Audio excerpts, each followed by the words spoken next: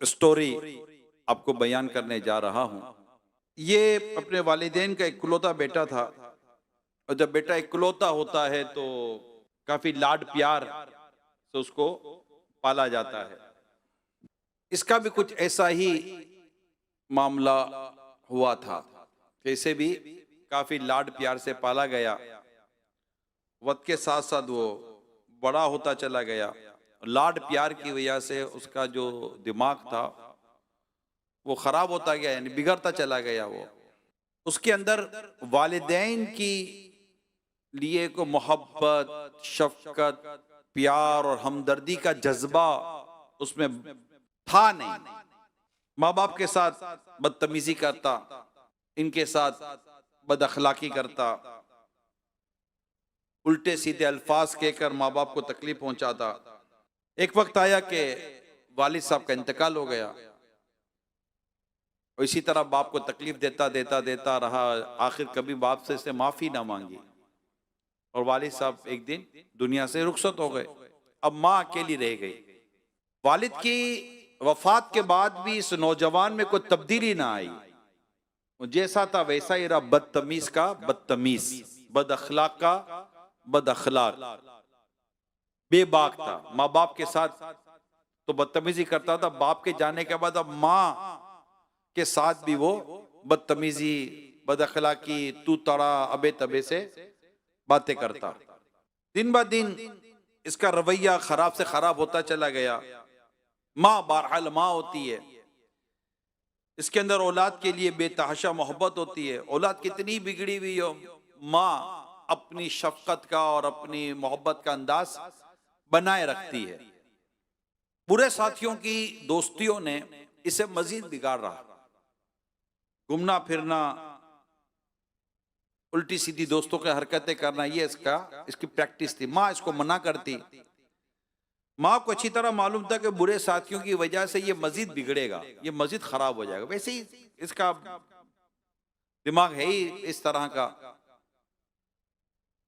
माँ के लाख समझाने के बावजूद भी इसके अंदर कोई तब्दीली ना आई और उल्टा ये माँ पर चढ़ाई कर देता, उल्टा सीधा बोलना शुरू कर देता। एक दिन माँ ने भी इसको खत्ती लिख दिया कि अब भी वक्त है, सुधर जा, मैं तुझे समझा रही हूं, सीधे रास्ते पर चल। अगर तूने अपने आप को ना बदला तो मैं अपने बड़े भाई के कहकर तुझे फिर अदब सिखलाऊंगी, यानी अब मैं तेरी शिकायत करूंगी, इन्वॉल्व करना पड़ेगा किसी ना किसी को तेरे मामले में। अब इस धमकी का भी इसको कोई असर वसर हुआ नहीं, मामू भी क्या बिगाड़ लेगा मेरा। उसने और मजीद उल्टा सीधा बोलना शुरू किया और मामू के बारे में भी जो मुंह में आया बकवास उसने कर डाली। अब उसकी उम्र बढ़ते बढ़ते 24 साल की हो गई। अट्टा कट्टा नौजवान, ताकत हाथों में बाजुओं में, कोई मुदाखलत करता तो उस पर बरस पड़ता। तुम होते कौन हो मेरे मामले में बोलने वाले। अभी इन्हीं हरकतों का सिलसिला इसका शुरू था कि माँ इसको मजीद समझाने लगी, उसको तलकीन करने लगी, उसको नसीहतें करने लगी। अब 24 साल का लड़का अब किसी काबू में नहीं आ रहा। इस पर बेटे का पारा चढ़ गया और ये बेटा हुआ अब आपे से बाहर। जूता निकाला और मां को दे मारा।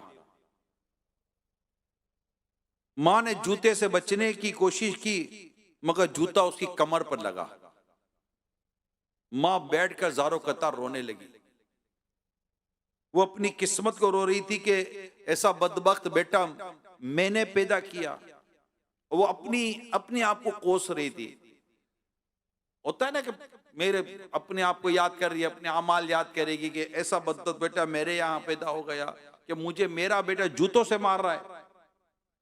उसको कहीं किसी किस्म की कि लड़के को कोई नदामत, को अफसोस नाम की कोई चीज नहीं थी।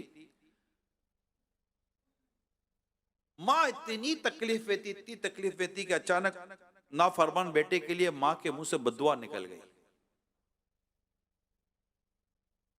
बद्दुआ, और वो भी माँ की।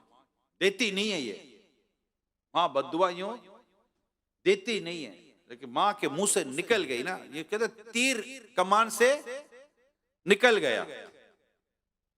अब ये नाफरमान बेटा जूता मारने के बाद घर से निकल गया, दोस्तों में चला गया, अपनी करतूतों में गया, हरकतें करने लगा जो दोस्तों में हल्ला गुल्ला करना होता है। थका हारा घर वापस आया, जाकर माँ को पूछता नहीं है, माँ गुस्से में आ गया था, दिमाग खराब हो गया था, तुझे मारा पीटा, माफ कर दे वगैरह होता है ना आदमी हमदर्दी। पता ही नहीं है कि माँ जी रही है मर रही है क्या था। थका हारा घर आता है, अपने कमरे में जाता है, जाकर सो जाता है।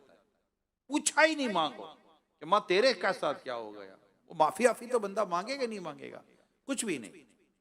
सुबह माँ जब उठी तो वो तो सोया पड़ा हुआ था, माँ अपने काम में मसरूफ थी। जब इसकी आंख खुली नौजवान की, तो क्या देखता है कि वो जिस हाथ से इसने अपनी माँ को जूता मारा था वो हाथ ही काम नहीं कर रहा, यानी हाथ मफलूज हो गया, हाथ तो फालिज पड़ गया, पैरालाइज हो गया, हाथ कंप्लीटली पैरालाइज हो गया। उसने फौरन दरवाजा बंद किया और चीख चीख कर रोने लगा कि मेरा हाथ मेरा हाथ मेरा हाथ। अब माँ उठकर अपने काम में लगी हुई थी, अचानक माँ के कानों में आवाज आई कि मेरा बच्चा रो रहा है, चीख रहा है। माँ तो माँ होती है ना। माँ जल्दी से कमरे की तरफ दौड़ी, दरवाजा खोला तो देखा तो बच्चा तो बिल्कुल उल्टा पड़ा हुआ है, 24 साल का नौजवान है, हाथ उसका काम नहीं कर रहा, मुड़ चुका है, फालिज लग गया है, चीख रहा है, रो रहा है, चिल्ला रहा है। अब माँ क्या करती, माँ ताना नहीं दे रही, माँ ताना नहीं दे रही, देखा कुछ भी नहीं कर रही, ये माँ होती है। माँ आती है, बेटे को उठाती है, सीने से लगाती है, बेटा रो रहा, माँ भी रो रही है। और बच्चा अब कह रहा है कि माँ जिस हाथ से तुझे मारा था ना वो हाथ अब मेरा काम नहीं कर रहा, अब मैं क्या करूं। अब माँ बेचैन परेशान सारी उम्र की तकलीफों को भूलती हुई रब से दुआ करती है, मौला मैंने इसे माफ किया, तू भी माफ कर दे। मगर मेरे प्यारे इस्लामी भाइयों, ये स्टोरी कुछ और है। मैंने वाकया सुनाते सुनाते कह दिया, तीर कमान से निकल चुका था। मां ने अपने रब के हुजूर अर्ज की, मौला माफ कर दे, मगर कहानी यह है, और जिससे यूं कहा जा सकता है कि अल्लाह पाक ने गोया इसके लिए फैसला फरमा दिया कि अब इसका हाथ सही नहीं होना। इसने अपनी मां पर जुल्म किया, इसने मां के साथ ज्यादती की, और आखिरकार इसका लड़के का हाथ फालिज हो गया और जिंदगी भर के लिए मोहताज और माजूर बन गया। अल्लाह अल्लाह अल्लाह। मेरे प्यारे इस्लामी भाइयों, ये बात समझने की कि बंदा अपने माँ से कोई या बाप के साथ कोई सा जुल्म, कोई सी ज्यादती कर बैठता है, और अल्लाह पाक को इस कदर वो उसका अमल नापसंद होता है, इतना अल्लाह पाक उस पर मतलब इस मामले में अल्लाह कितनी भी नाफरमानी कर बैठता है कि वो समझे कि वो बहुत बड़ी भूल खा जाता है। आज मेरा बयान आप समझ गए कि क्या है। माँ बाप, अल्लाह पाक हमारे माँ बाप को सलामत रखे। हर औलाद गौर करे कि इसने अपने माँ बाप के साथ क्या किया है। उससे हाथ उठाया, उसका हाथ फालिज हो गया। कोई अपनी माँ के आगे जबान चलाता है, कोई अपनी माँ को तेज नजरों से देखता है, कोई अपने बाप को बुरा भला कहता है। अभी पिछले दिनों में लाइव प्रोग्राम कर रहा था, उसमें मेरे इस्लाम भाई बता रहे थे, वो कहीं जुम्मा पढ़ाते थे, तो कहा मैं जुम्मा पढ़ कर बाहर निकला तो मैंने देखा कि एक नौजवान एक बूढ़े आदमी को मार रहा है, मार रहा है, मार रहा है। मैं भी परेशान हो गया कि ये नौजवान है, कौन एक बूढ़े आदमी को मार रहा है। बाद में पता चले बूढ़ा आदमी इसका बाप था, बाप को पीट। ये कराची की बात कर रहा हूं मैं, गांव देहात किसी ऐसे इलाके की बात नहीं कर रहा, कराची की बात कर रहा हूं। ये बेटा अपने बाप को मार रहा था। और ऐसे मैंने कई वाकयात पढ़े हैं कि बेटा माँ के ऊपर जुल्म करता है, माँ की जायदाद के पीछे पड़ा हुआ है, माँ के माल के पीछे पड़ा हुआ है, माँ ज्यादा बोलती है तो वो गुस्सा कर देता है। ऐसे तक वाकये पड़े जिससे गरम स्त्री माँ की पीठ पर लगाई है। कैसे लोग हैं ये, कैसे लोग, जरा सोचे तो सही। कोई माँ बाप के लिए कोई रहम, कोई माँ बाप के लिए कोई इज्जत, कोई माँ बाप की कोई अहमियत है या नहीं है? मेरे प्यारे इस्लामी भाइयों, जब माँ बाप बूढ़े हो जाए ना, इनके आगे उफ तक कहने की इजाजत नहीं है। यानी कोई ऐसा जुमला जिसे माँ बाप को तकलीफ पहुंचे, क्या है, क्या पीछे पड़ गई है? हमारे यहां तो बीबी, मैं ये कह सकता हूं कि हर तरफ ऐसा माहौल नहीं है कि इज्जत वाला, लेकिन फिर भी हमारी सोसाइटी में, हमारे कल्चर में अभी कुछ ना कुछ माँ बाप के ताल्लुक से कहीं ना कहीं को रिस्पेक्ट वाला माहौल मिलता है। लेकिन अगर आप मुल्क से बाहर वेस्टर्न कंट्री में जाए, you old man, you old women, उठाकर फेंक देते माँ बाप को, उठाकर फेंक देते, चाहिए नहीं माँ बाप। क्या हो गया? माँ बाप ने कभी उठाकर फेंका है आपको?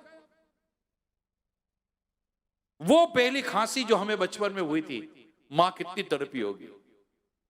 वो पहला बुखार जब हमें था, बाप कितना बेचैन हुआ था। वो ऑफिस से आते हुए, काम से आते हुए, वो पहला फल जो बाप ने देखा था, उसको बेटा याद आया होगा, आज अपने बेटे के लिए मैं आम लेके जाऊंगा, आज अपने बेटे के लिए सेब लेके जाऊंगा।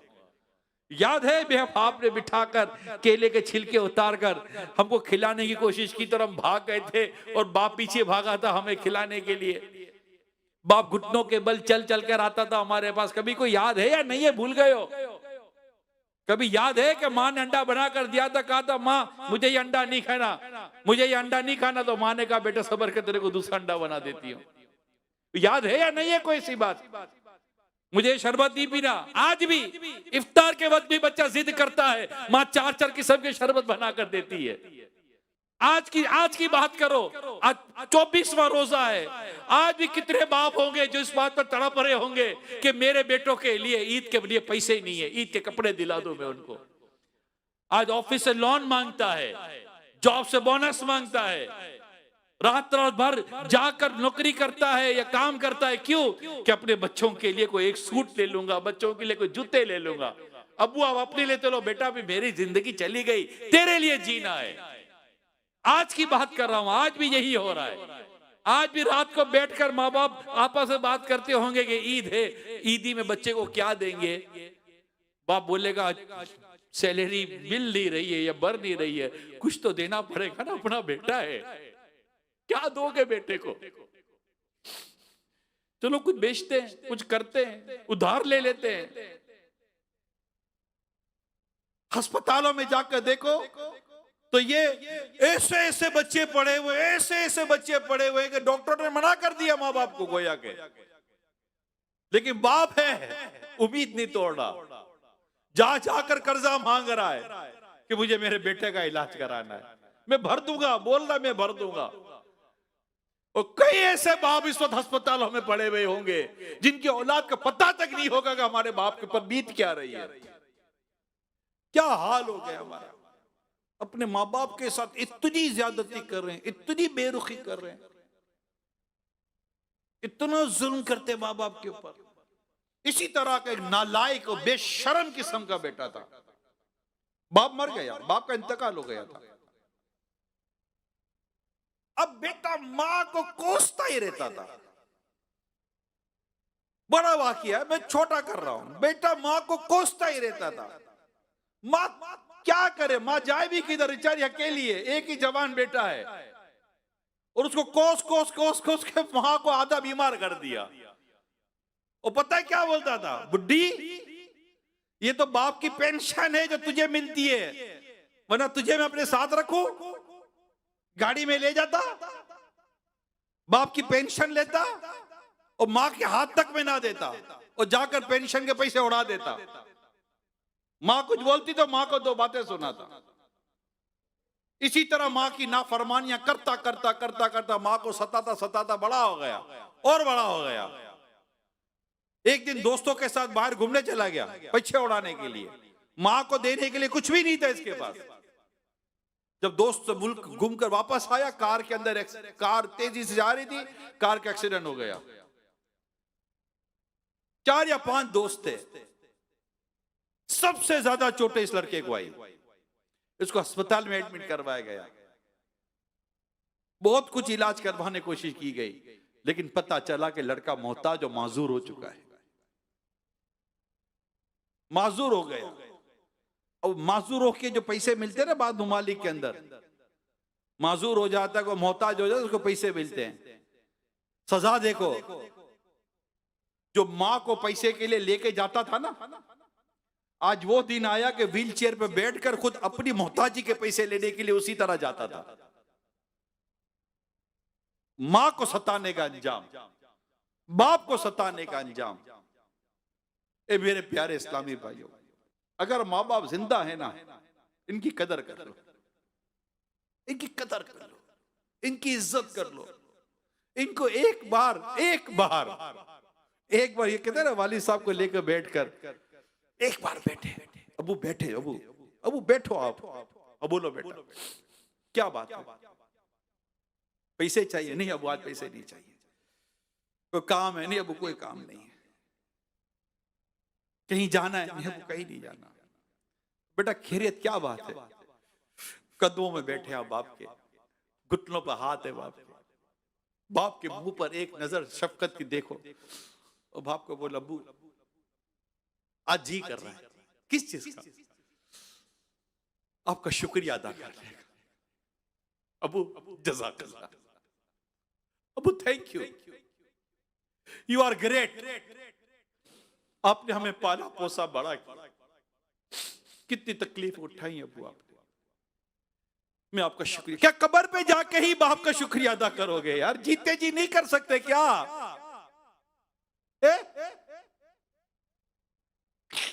मां के साथ उन कदमों में बैठ, मां बैठ, क्या बेटा बोलना मेरे लगते जिगर, क्या हुआ? मां बैठ तो सही। मां बोले कि बेटा बोल, मां तू बहुत अच्छी है, आप बहुत अच्छी हो, मैंने आज तक आपको बहुत सताया है मां, मेरे हाथ जुड़े हुए, मां मुझे माफ कर देना।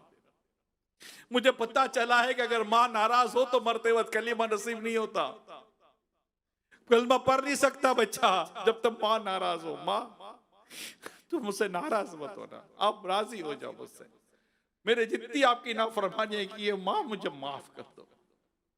फिर माफी मांगे के ना, मां आप बहुत अच्छी हो। जब मैं बचपन में बिस्तर में पेशाब करता था ना, मां आप मुझे मेरे गीले पर सोकर मुझे सूखे पर सुला देती थी। रात भर जागकर मां आपने मुझे दूध पिलाया है, और अब्बू को भी नहीं उठने देती थी, किस बेचारे की सुबह जॉब है। रात भर मुझे दूध पिलाती थी, सुबह मेरे अब्बू को नाश्ता देती थी।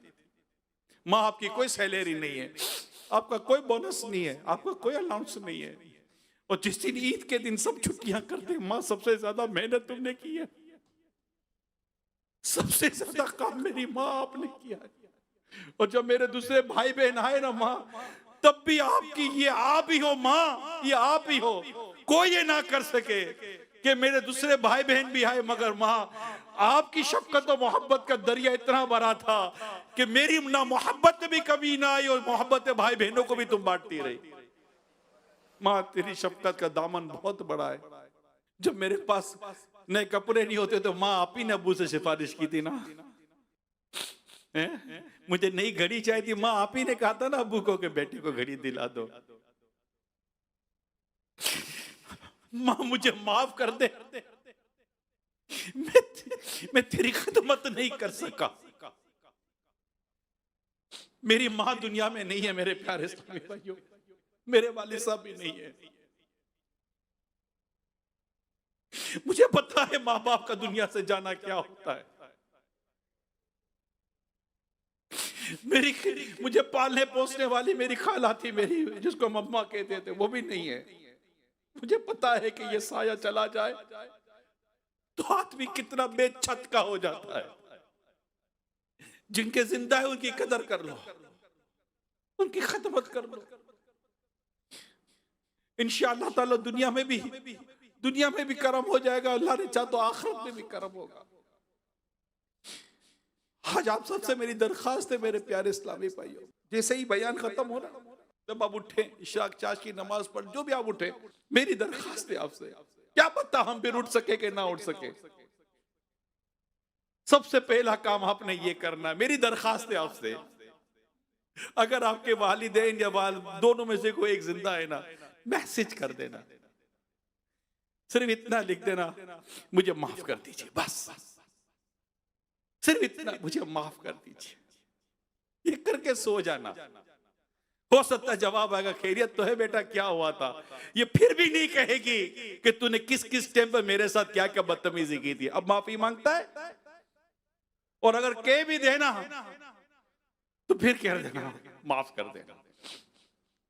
आज के बाद मेरी वजह से मेरे माँ बाप की आंखों में गम का आंसू नहीं आएगा, मैं अपने माँ बाप को तकलीफ नहीं दूंगा। एक नौजवान के बारे में मैं पढ़ रहा था, ये मौजू ऐसा, ये बड़ा जज्बाती कर देता है, ये मौजू वालिदैन का बड़ा जज्बाती कर देता है। मेरे कानों में आज तक मेरी माँ की आवाज गूंजती है, इमरान आ तो जरा दो बातें करनी है। मैं सही बताता हूं, मुझे मेरी खाला ने पाला था ना, मेरे वालिद साहब को नाश्ते में कुछ चीजें पसंद होती थी तो मैं कभी लेकर जाता था, और जब बैठ कर खाना खाता था मुझे वो वक्त याद है कि मेरे वालिद साहब कितने खुश होते थे कि आज मेरा बेटा मेरे लिए नाश्ता लाया। ये बड़ा जज्बाती मौजू है। तो वो नौजवान था, छोटी मोटी नौकरी करता था, जैसे ही उसके हाथ में कुछ पैसे आते ना, आकर टेबल पर रखता था और इसके वालिदैन पैसे उठाते थे, जितने कमा कर लाता था टेबल पर रख देता था। वालिद साहब टेबल से पैसे उठाते थे। कहां से उठाते थे? टेबल से पैसे उठाते थे।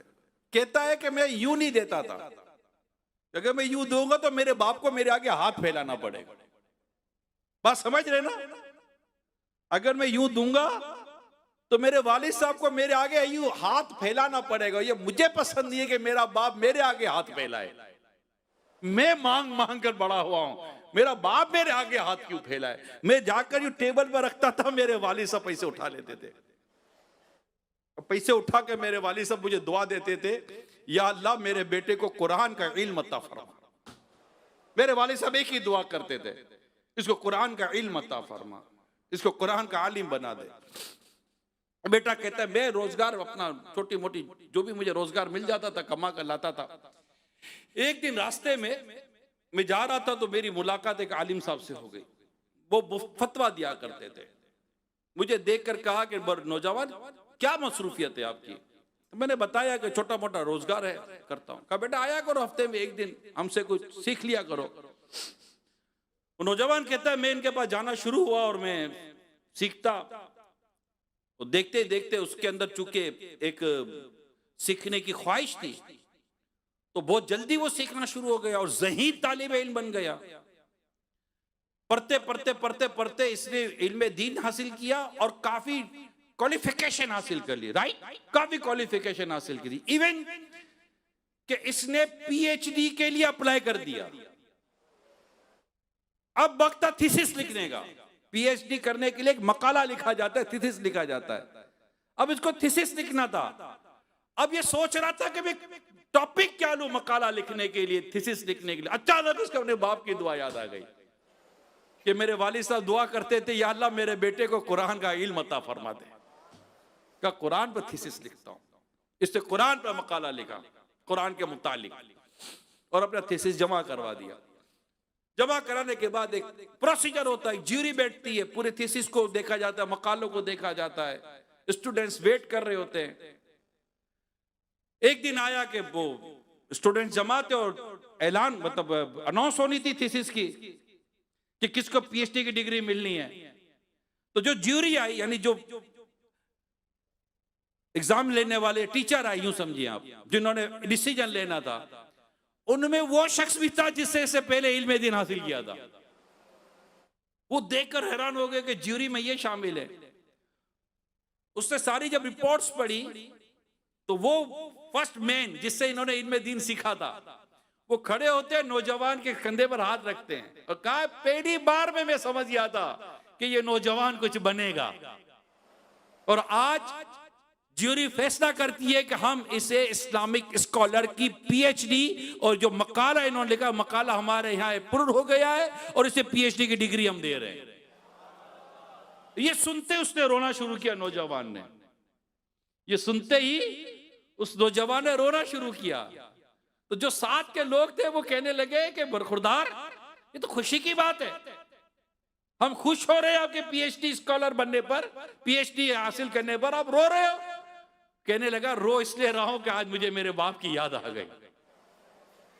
क्या खैरियत? तो इसे सारा वाकया सुनाया। कहा बस वे जब भी मेरे वालिद साहब के हाथ में पैसे देता, मेरे वालिद साहब खुश हो जाते थे। बाप खुश होकर मुझे दुआ देता था, और दुआ ये होती थी, या अल्लाह मेरा बेटा कुरान मजीद का आलिम बन जाए। उस्ताद साहब, आज मैं अल्लाह पाक ने मेरे वालिद की दुआ कबूल कर ली और मैंने इस पर मकाला लिखा, और आज मेरे बाप वालिद की दुआ की बरकत है कि आज मुझे इस मौजू पर पीएचडी डिग्री मिली है। वालिद साहब की खिदमत, माँ की खिदमत, माँ की गमख्वारी, माँ की खैर ख्वाही। मैं आपको एक बात बताऊं, हजरत सैयदना अबू मूसा अशअरी रज़ी अल्लाह ताला अन्हु और हजरत सैयदना अबू आमिर रज़ी अल्लाह ताला अन्हु ने रसूल पाक सल्लल्लाहु अलैहि वसल्लम की खिदमत में हाजिर होकर अपने इस्लाम का ऐलान किया, इस्लाम कबूल किया। आपसे बेत हुई तो आपने उनसे दरियात फरमाया, रसूल पाक सल्लल्लाहु अलैहि वसल्लम सुनिएगा, तुम्हारे काफिले में एक औरत थी जिसे फुला नाम से पुकारा जाता है, उसका क्या हाल है? तुम्हारे काफिले में एक औरत थी जिसका नाम फुला था, उसका क्या हाल है? उन्होंने अर्ज की, हमने उस खातून को उसके खानदान वालों में छोड़ दिया। प्यारे आका सल्लल्लाहु ताला अलैहि वसल्लम ने इरशाद फरमाया, वाकया यह है कि अल्लाह पाक ने उसकी मगफिरत फरमा दी है। उन्होंने अर्ज की, अल्लाह पाक के रसूल सल्लल्लाहु अलैहि वसल्लम, आखिर किस वजह से उसकी मगफिरत हुई? इरशाद फरमाया, माँ के साथ उसने सलूक करने की वजह से। फिर इरशाद फरमाया, अब सुनिए, इसकी माँ बहुत बूढ़ी थी, इसकी माँ बहुत बूढ़ी थी। एक डराने वाली आवाज आई, इसकी कौम में आवाज आई कि दुश्मन तुम पर हमला कर रहे हैं, हमला करने वाले हैं, आज आज हमला होने वाला है, इसलिए बस्ती छोड़ दे, बस्ती खाली कर दी जाए। चुनाचे वो अपनी बूढ़ी मां को पीठ पर लाद कर निकल पड़ी। जब वो थक कर चूर हो जाती, मां को पीठ पर उठाकर, तो अपनी मां को नीचे बिठा देती, फिर अपना पेट मां के पेट से चिपका देती, मां के पैरों तले अपने दोनों पैर रख देती ताकि मां के पांव गर्मी से झुलस ना जाएं। चुनाचे वो औरत अपने इस अमल की वजह से नजात पा गई और अल्लाह पाक ने उसकी बख्शिश फरमा दी। मां की खिदमत आए है, मां की खिदमत। या वो एक वाकया पहले मैंने बयान के याद आ गया कि एक औरत लास्ट फ्लोर पे रहती थी और उस बिल्डिंग में आग लग गई। आग लगी, लोग निकलने लगे, निकलने लगे, उतरने लगे, आग बढ़ती चली गई। अब प्रॉब्लम यह था कि उस औरत के घर कमरे में एक बूढ़ी मां थी और उसका दूध पीता बच्चा था। अब या तो ये बूढ़ी मां को उठाए या अपने दूध पीते बच्चे को उठाए। इसने थोड़ी देर सोचा क्या करूं, आग घर में आ रही थी। फौरन फैसला किया और अपनी बूढ़ी मां को कंधे पे लिया और सीढ़ी पर चढ़कर छत पे चढ़ गई। भागी, चटपट भागी, मां को बचाना है, और छत पर जाकर कोने में जाकर बैठ गई। अचानक बेटा याद आ गया। अब उसने फूट फूट के रोना शुरू किया, फूट फूट के रोना शुरू किया कि मेरा बेटा तो अब जलकर राख हो गया होगा। रो ही रही थी कि अचानक उसके बेटे के रोने की आवाज आ गई। हुआ क्या था? हुआ यह था कि जैसे ही अपनी बूढ़ी मां को लेकर छत पर भागी, फायर ब्रिगेड का अमला सीढ़ी लगाकर उसके घर की गैलरी तक पहुंच चुका था। वहां यहां अपनी मां को लेकर छत पे भागी, और यहां पर फायर ब्रिगेड का आदमी घर में जाकर इसके बच्चे को उठा रहा है। किताब में लिखा है कि इसने अपनी मां को बचाया, अल्लाह पाक ने मां के सदके में इसके बच्चे को बचा लिया। ये है मां बाप, ये है मां बाप। अल्लाह पाक हमें मां बाप का इताअत गुजार और फरमा बरदार बनाए, और अल्लाह पाक हमें इनकी खिदमत करने की तौफीक अता फरमाए। और हमें बस अल्लाह पाक कभी ऐसा ना हो कि हमारे माँ बाप हमसे नाराज हो। हमने जिंदगी में बहुत सारी बेअमलियां की होंगी, एक बेअमली माँ बाप के साथ नाफरमानी भी है। अल्लाह पाक हमारे माँ बाप की जो जितनी हमने नाफरमानियां की हैं, हम अल्लाह पाक से भी माफ़ी मांगे और उसके प्यारे हबीब सल्लल्लाहु ताला अलैहि वसल्लम का वास्ता भी दें। आपको चंद हदीसें सुना देता हूँ कि अल्लाह पाक के आखिरी नबी सल्लल्लाहु अलैहि वसल्लम ने इरशाद फरमाया, आपसे सवाल किया किसी ने कि अल्लाह के नजदीक सबसे पसंदीदा अमल कौन सा है? फरमाया वक्त पर नमाज पढ़ना। मैंने अर्ज किया फिर कौन सा? फरमाया वालिदैन के साथ अच्छा सलूक करना। एक और हदीस सुनिए। एक रिवायत में है कि एक शख्स ने रसूल पाक सल्लल्लाहु अलैहि वसल्लम की खिदमत में हाजिर होकर अर्ज किया, या रसूल अल्लाह सल्लल्लाहु अलैहि वसल्लम, मैं आपके हाथ पर हिजरत की बैत करने के लिए अपने वालिदैन को रोता हुआ छोड़ आया हूँ। तो प्यारे आका सल्लल्लाहु अलैहि वसल्लम ने फरमाया, इनकी तरफ लौट जाओ और इन्हें इसी तरह हंसाओ जिस तरह इन्हें रुलाया था। माँ बाप पता है कितने करीम होते हैं, माँ बाप इतने करीम होते हैं। ये रिवायत का मैं पूरा मजमून अर्ज कर रहा हूँ, पूरी रिवायत का एक मजमून अर्ज कर रहा हूँ कि कुछ लोग जहन्नम की आग में जल रहे होंगे। रसूल पाक सल्लल्लाहु अलैहि वसल्लम इनकी तरफ जाएंगे तो इन्हें जहन्नम की आग से निकाला जाए। वो ईमान पर दुनिया से रुखसत हुए होंगे, बारगाह इलाही में अर्ज करेंगे कि मौला इन्हें भी। तो इरशाद होगा कि इन्होंने अपने माँ बाप को सताया है, इनको कैसे माफ किया जाएगा? तो प्यारे आका सल्लल्लाहु अलैहि वसल्लम इनके माँ बाप की तरफ तशरीफ ले जाएंगे और माँ बाप से इरशाद फरमाएंगे कि अपने बेटों को माफ कर दें। वो अपनी तकलीफों का बयान करेंगे माँ बाप। तो आका फरमाएंगे, आकर देख तो लो तुम्हारे बच्चों का क्या हाल है। जब वो देखेंगे जहन्नम में बच्चों पर क्या सजा हो रही है, तो वो बेकरार होकर कहेंगे, या रसूल अल्लाह, हमने हमारे बच्चों को माफ कर दिया।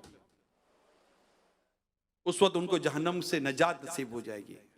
यहां माँ बाप की शफकत और मोहब्बत हम सुन रहे हैं, मगर ये भी याद रखिएगा आखिर ये अमल किया मेरे मुस्तफ़ा करीम सल्लल्लाहु अलैहि वसल्लम ने।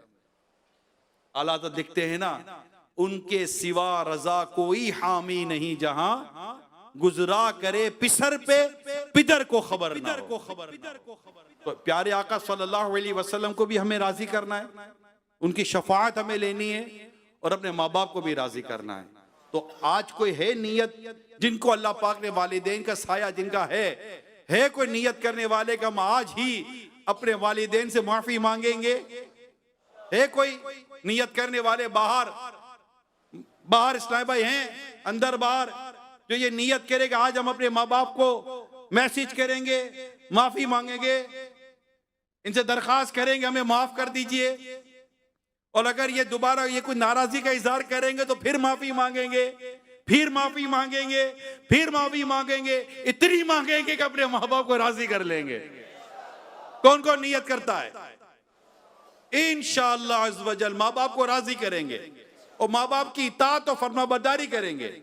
मगर एक बात आखिर में ये जरूर अर्ज कर दूं, माँ बाप की इताअत और फरमाबरदारी वही है कि जहां अल्लाह पाक और उसके प्यारे रसूल की नाफरमानी ना होती हो।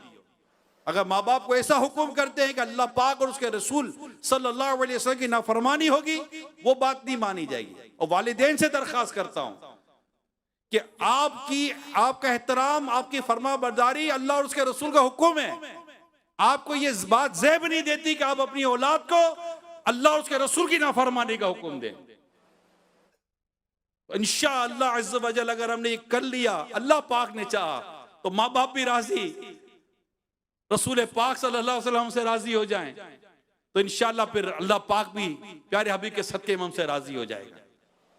रमजान भी राजी हो जाए और यूं हमारी मगफिरत का सामान हो जाए। अल्लाह पाक अमल करने की तौफीक अता फरमाए।